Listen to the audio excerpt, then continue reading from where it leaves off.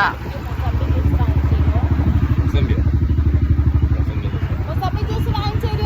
നോക്കാം നോക്കാം അവിടെ എവിടെ ഉണ്ട് നോക്കട്ടെ. ആ നോക്കട്ടെ.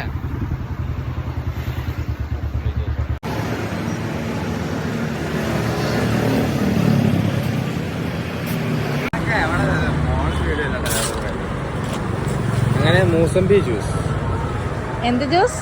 മൂസമ്പി. മൂസമ്പി ക്ഷീണത്തിന് ബെസ്റ്റ്. നല്ല ചൂടല്ലേ. ഏട്ടാ എങ്ങനെയുണ്ട്? അടിപൊളി.